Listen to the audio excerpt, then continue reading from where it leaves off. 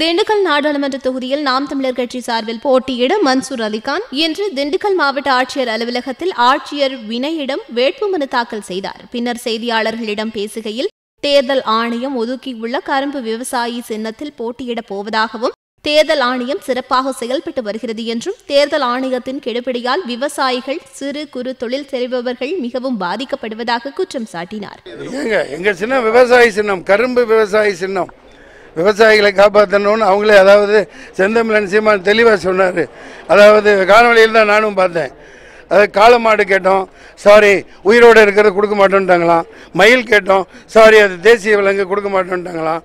ஏன் தாமரை கூட தேசிய மலர் தானேன்னு கேட்டதுக்கு அது முன்னாடி கொடுத்துட்டாங்கன்னாங்களாம். ஸோ உயிரோடு இருக்கிறது எது கொடுக்க மாட்டேன்ட்டு விவசாயத்துக்கு கொடுத்தாங்க. ஸோ மத்திய அரசு, மாநில அரசு அவங்க தேர்தல் ஆணையத்தின் பார்வையிலேயே இது விவசாயி செத்து போயிட்டான்னு சொல்லிட்டாங்க. நாங்கள் விவசாயி உயிர் கொடுப்போம், நாங்கள் தான் விவசாயி, வாக்காளர் தான் விவசாயி, விவசாயி இல்லாட்டி இந்தியா இல்லை, விவசாயிகளின் ஆட்சி தான் இனி மத்தியில் நடக்கும், மாநிலத்தில் நடக்கும். இந்த நாங்கள் கணக்கு போட்டு பார்க்குறதெல்லாம் கிடையாது.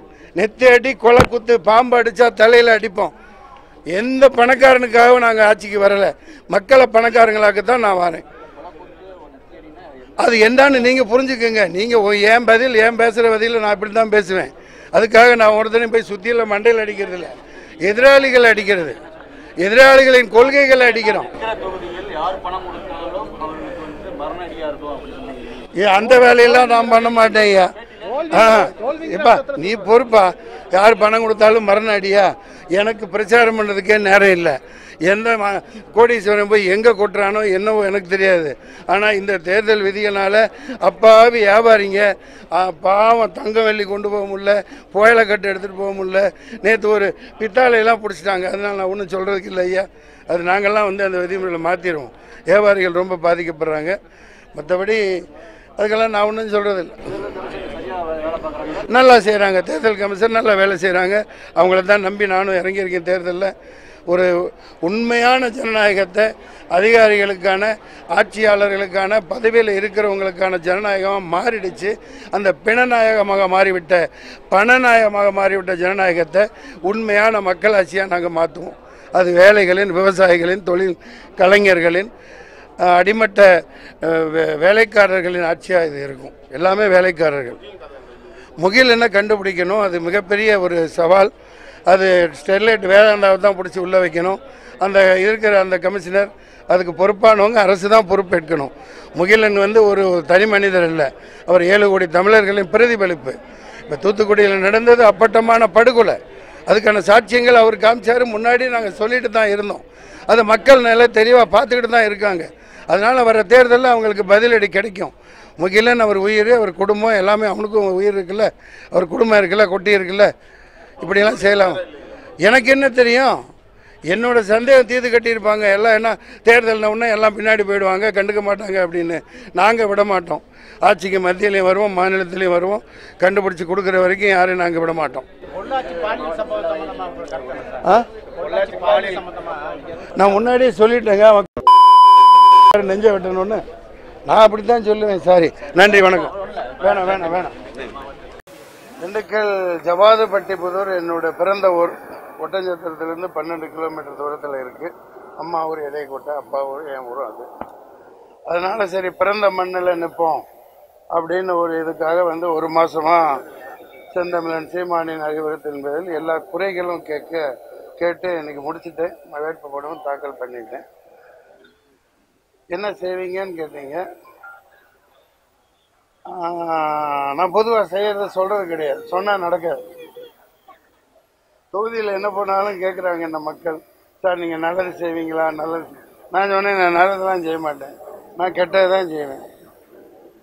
ஏன்னா நிறைய நல்லது பண்ணிட்டாங்க. மலைகளெல்லாம் குறைஞ்சி தண்ணி வராமல் பண்ணியிருக்காங்க. மணல் எல்லா இடத்துலையும் மணல் சுத்தமாக 1000 அடி கீழே போயிடுச்சு. ஆறெல்லாம் வறண்டு கிடக்கு, தண்ணி நிற்கிறதுக்கே வசதி இல்லை. அப்படி இருக்கையில் நிறைய வேலைகள் செய்ய வேண்டியிருக்கு. இந்த அனுப்பப்பட்டி, காமாட்சிபுரம் இதெல்லாம் நான் நேரில் போனேன். அது பக்கத்தில் ஒரு குவாரி எக்கச்சக்கமாக இருக்குது.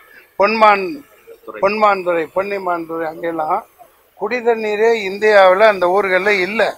இப்போ நான் தேர்ந்தெடுத்து வந்தால் நான் அந்த மாதிரி ஆஃபீஸ் வசதியான ஏசியில் போட மாட்டேன். அங்கே போய் ஒரு டென்ட் அடித்து அந்த மாதிரி ஊரில் 5-6 இடங்கள்லாம் அங்கே தான் தங்க போனேன். தங்கி தண்ணி வசதியை உடனடியாக செய்கிறதுக்கு என்னென்ன பண்ணணுமோ நான் பண்ணுவேன். ஏன்னா எனக்கு வேறு வழி தெரியல. ரொம்பவும் தண்ணி இல்லாமல் பொன்மான்துறையிலனா இவ்வளவு கேமராக்கள் இருக்குது, நீங்கள் போய் பாருங்கள். மக்கள் கோரிக்கைகளாக என்ன நீங்கள் சொல்லலாம்? இந்த பாராளுமன்றத்தில் சென்று நான் குரல் கொடுப்பேன், உரல் இடிப்பேன், அதெல்லாம் கிடையாது. பாராளுமன்றத்துக்கு போய் இந்த குரல் கொடுக்கறதுனால ஒன்றும் ஆக போகிறதில்ல.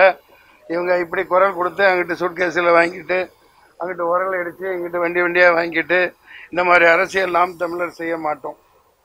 புரியுதுங்களா? நான் போய் இந்த பெஞ்செல்லாம் தட்டிகிட்டு இருக்க மாட்டேன், பெட்டக்ஸை தேய்ச்சிக்கிட்டுலாம் இருக்க மாட்டேன். சாரி, நான் ஒன்று எந்திரிச்சு நின்று தான் சண்டை போடுவேன். பாராளுமன்றத்தில் முதல்ல தமிழன் ஒருத்தன் பிரதமராக வரணும், தமிழன் பிரதமராக வரணும். இவ்வளோ நாளும் உதாரணத்துக்கு பாருங்களேன், இந்த ராஜீவ்காந்தி இவ்வளோ தைரியமாக சொல்லிட்டு போகிறாரு. சுப்பிரமணிய சாமி அந்த ஏர்போர்ட்டில் தான் சொல்கிறார். அவர் கொஞ்சம் ஏர்போர்ட்டில் விட்டு இந்த போலீஸ்லாம் விட்டு வெளியே வந்து சொன்னால் அவர் கொஞ்சம் நம்மளும் கேட்கலாம், எப்படி அவர் இருப்பாருன்னு தெரியும். தமிழர்களை விடுதலை செய்ய சொல்லி சட்டம் சொல்லிருச்சு. 5 மாதம் ஆச்சு, உடப்புல போட்டாங்க. 2 பேரும் தேனிலவு கொண்டாடிட்டு இருக்காங்க. 7 பேரை விடுதலை செய்யாமல் இவங்க ஓட்டு கேட்டு வர்றாங்க. மக்கள் பார்த்துக்கிட்டு தான் இருக்காங்க. இது தலையாய கடமை. ஏகப்பட்ட இந்த மாதிரி இருக்கு. மக்களை ஏமாற்றி தேனிலவு கொண்டாடுற மாதிரி ஒரு கூட்டணியை வச்சுக்கிட்டு கொலை பண்ணவனும் கொள்ளையடிச்சவனும் இவங்க. இது உங்களுக்கு தெரியாது என்ன இருக்கு? முகிலன் இவ்வளோ காணா போச்சு, தேர்தல் கலையபுரத்தில் யாரும் கண்டுக்க மாட்டாங்கன்னு தூக்கிட்டு போய் கொலை பண்ணியிருக்காங்க. இவங்க மறுபடியும் ஓட்டு கேட்டு வர்றாங்க. நீங்க தான் சொல்லணும். 1 மாசமா நீங்க திண்டுக்கல்ல பல இடங்கள் போயிருக்கீங்க, மக்கள் மத்தியில் உங்களுக்கு எப்படி இருக்கு வரவேற்பு? ரொம்ப சிறப்பாக இருக்குங்க ஐயா. நான் அது வரவேற்பா பார்க்கல. அவங்களோட ஆதங்கங்கள், அவங்களோட இயக்கங்கள், வாழ்க்கை முறை ரொம்பவும் பாதிக்கப்பட்டிருக்கு திண்டுக்கல் மாவட்டம். இத்தனைக்கு என்னடானா, இயற்கை எழில் கொஞ்சம் நத்தத்திலாம் போனீங்கன்னா சுத்தி மலைகள், அசத்தலான மலைகள். அங்க எல்லாம் புரண்டி தோண்டி போட்டனால அந்த காட்டெருமைகள்லாம் உள்ள வர ஆரம்பிச்சிருச்சு. நீங்க செய்திகள் நீங்க தான் போடுறீங்க. அதுல இப்ப நாம் தமிழர் எடுக்கிற இந்த கொள்கைப்படி இந்த பனை தெனை இதெல்லாம் பனை மரங்களை நட்டு அதை ஒசத்தினா லட்சக்கணக்கான மரங்கள் பசுமை உயரமான மரங்கள், மலைகள் நீங்க பார்த்துருப்பீங்க. தரையில எந்த மரமும் குட்டையா வளரும். ஆனா இந்த மலைகள்ல வளர்ற மரங்கள் உயரமா போகும். அதுதான் மலையை ஈர்த்து கொண்டு வருது. இந்த மலையெல்லாம் குடைஞ்சு சமட்டமா நீங்க பாத்தீங்கன்னா அந்த ஊர்களெல்லாம் 1000 அடிக்கு கீழே தோண்டி காலி பண்ணி வச்சிருக்காங்க. இயற்கையை இப்படி சுரண்டுறதுக்காக இவங்க ஆட்சிக்கு வரல. நாம் தமிழரின் ஆட்சி, நமது வாக்கு நம்மை ஆள்வதற்கு அல்ல, நாமே ஆள்வதற்குங்கிறதா நாம் தமிழரின் தாரக மந்திரம். அதனால நான் ஒரு ஏழை பிரதிநிதியா, பாராளுமன்ற உறுப்பினரா இதை நான் நினைக்கல. மக்களின் வேலைக்காரனா, அடிமட்ட வேலைக்காரனா உழைக்கிறதுக்காக எனக்கு ஒரு வாய்ப்பு கொடுங்கன்னு தான் எல்லா மக்களையும் நான் தாழ்பணிந்து கேட்டுக்கிறேன்.